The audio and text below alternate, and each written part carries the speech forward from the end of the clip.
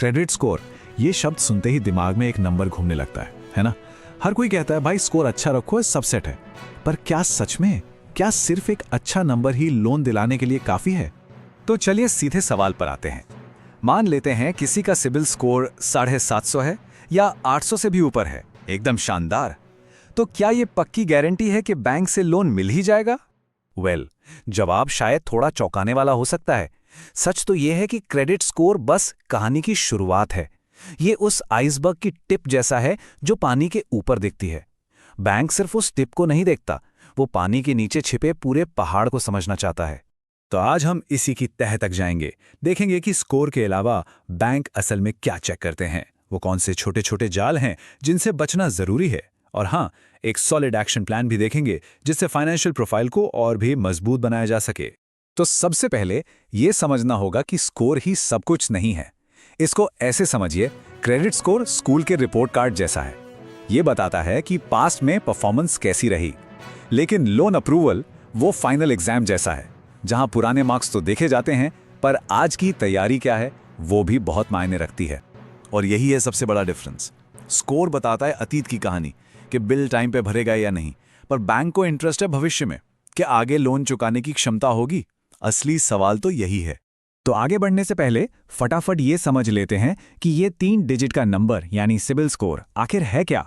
सीधी सी बात है, ये 300 से 900 के बीच का एक स्कोर है जो क्रेडिट हिस्ट्री के आधार पर किसी की लोन चुकाने की क्षमता को दिखाता है। मोटे तौर पर स्कोर को इन रेंज में बांटा जाता है। 750 से ऊपर मतलब बहुत बढ़िया, और ज्यादातर लोग बस ये नंबर देखकर रिलैक्स हो जाते हैं। लेकिन असली खेल तो यहीं से शुरू होता है, क्योंकि बैंक इस नंबर के बहुत बहुत आगे देखते हैं। तो चलिए अब आते हैं इस पूरी चर्चा के सबसे जरूरी हिस्से पर। वो कौन सी चीजें हैं जिन्हें बैंक क्रेडिट स्कोर से भी ज्यादा इंपॉर्टेंस देते हैं? लिस्ट में सबसे ऊपर है DTI यानी डेट टू इनकम रेशियो। इसका कैलकुलेशन बहुत सिंपल है। बैंक बस ये देखता है कि हर महीने की कमाई का कितना % हिस्सा पहले से चल रही EMIs को चुकाने में जा रहा है। इसे एक उदाहरण से समझते हैं तो बात और क्लियर हो जाएगी।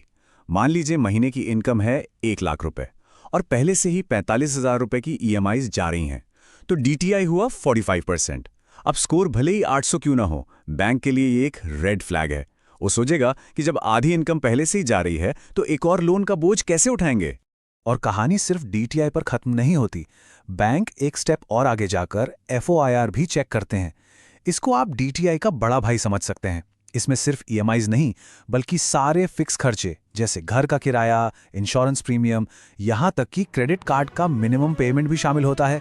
इससे बैंक को ये तसल्ली होती है कि नया लोन चुकाने के बाद भी महीने के दूसरे खर्चे आराम से निकल जाएंगे। अगली चीज है क्रेडिट यूटिलाइजेशन, मतलब क्रेडिट कार्ड की लिमिट का कितना इस्तेमाल हो रहा है। सोचिए 1 लाख की लिमिट है और हर महीने 80-90 हज़ार खर्च हो रहे हैं। भले ही पेमेंट टाइम पर हो रही हो, ये दिखाता है कि क्रेडिट पर डिपेंडेंसी बहुत ज्यादा है। एक गोल्डन रूल है, अपनी टोटल लिमिट का 30% से ज्यादा इस्तेमाल करने से बचना चाहिए। क्रेडिट रिपोर्ट में एक और छोटा सा लेकिन बहुत पावरफुल नंबर होता है DPD यानी डेज पास्ट ड्यू। ये हर लोन के आगे लिखा होता है। अगर ये 000 है तो मतलब सब चंगा सी, लेकिन अगर वहां कोई और नंबर है तो बैंक को तुरंत पता चल जाता है कि पेमेंट लेट हुई है, फिर चाहे वो 1 दिन की ही देरी क्यों ना हो। चलिए अब बात करते हैं कुछ ऐसी कॉमन मिस्टेक्स की, या कहें कि उन छिपे हुए जालों की जिनमें लोग अनजाने में फंस जाते हैं और अपनी लोन के एप्लीकेशन को कमजोर कर लेते हैं। सबसे बड़ा मिथ तो यही है कि अपना स्कोर चेक करने से वो कम हो जाता है। ये बात बिल्कुल गलत है। देखिए, जब कोई खुद अपना स्कोर चेक करता है उसे सॉफ्ट इंक्वायरी कहते हैं। इसका स्कोर पर कोई असर नहीं होता। लेकिन जब किसी लोन के लिए अप्लाई किया जाता है और बैंक रिपोर्ट चेक करता है उसे हार्ड इंक्वायरी कहते हैं। और हाँ, इससे स्कोर पर थोड़ा असर पड़ता है। और इसी से जुड़ी है एक बहुत बड़ी गलती। लोग सोचते हैं चलो एक साथ 5-6 जगह लोन अप्लाई कर देते हैं, कहीं से तो मिलेगा। लेकिन बैंक इसे ऐसे नहीं देखते। उनकी भाषा में इसे क्रेडिट हंगर कहते हैं। मतलब ये ऐसा लगता है जैसे किसी को पैसों की बहुत ज्यादा एकदम अर्जेंट जरूरत है, और ये एक रिस्क सिग्नल है। इसके अलावा भी कुछ और रेड फ्लैग्स हैं, जैसे लोन मिक्स कैसा है, क्या सिर्फ पर्सनल लोन और क्रेडिट कार्ड जैसे अनसिक्योर्ड लोन ही हैं। बैंक एक बैलेंस्ड मिक्स पसंद करते हैं। बार बार जॉब बदलना या रिपोर्ट में कोई छोटी मोटी गलती भी प्रोफाइल को वीक बना सकती है। तो अब सवाल उठता है कि इन सब चीज़ों को ठीक कैसे किया जाए। तो चलिए अब एक सीधे साधे एक्शन प्लान की बात करते हैं। देखिए, ये कोई रॉकेट साइंस नहीं है, बस थोड़ा डिसिप्लिन चाहिए। पहला और सबसे ज़रूरी, बिल हमेशा टाइम पर भरें। रिमाइंडर लगा लीजिए, कुछ भी कीजिए, पर ड्यू डेट मिस ना हो।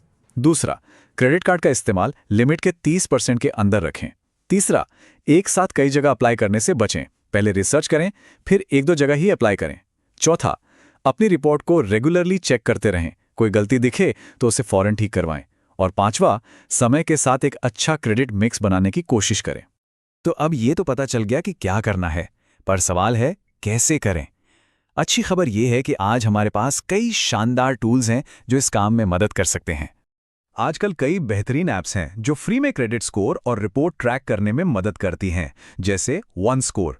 ये अपने सिंपल इंटरफेस और नो एड्स पॉलिसी के लिए काफी पॉपुलर है। सिबिल की अपनी ऑफिशियल ऐप है जहां से डायरेक्ट डेटा मिलता है। और अगर कई सारे क्रेडिट कार्ड्स हैं तो क्रेड बिल पेमेंट और रिवॉर्ड्स के साथ स्कोर ट्रैकिंग के लिए भी एक बढ़िया ऑप्शन है। हाँ, एक बात जरूर याद रखनी होगी, ये एक मैराथन है, कोई 100 मीटर की रेस नहीं। रातों रात कुछ नहीं बदलता। अच्छी फाइनेंशियल आदतें अपनाने के बाद भी प्रोफाइल में बड़ा सुधार दिखने में 6 महीने से साल भर तक लग सकता है। तो थोड़ा सब्र रखना बहुत जरूरी है। तो आखिर में बस यही कहा जा सकता है कि क्रेडिट स्कोर सिर्फ एक नंबर नहीं है, ये फाइनेंशियल बिहेवियर का एक आईना है। ये अतीत की कहानी तो बताता है, पर भविष्य की कहानी की कलम तो अपने ही हाथ में है। सही आदतों से न सिर्फ एक अच्छा स्कोर बना जा सकता है, बल्कि एक मजबूत फाइनेंशियल फ्यूचर की बुनियाद भी रखी जा सकती है।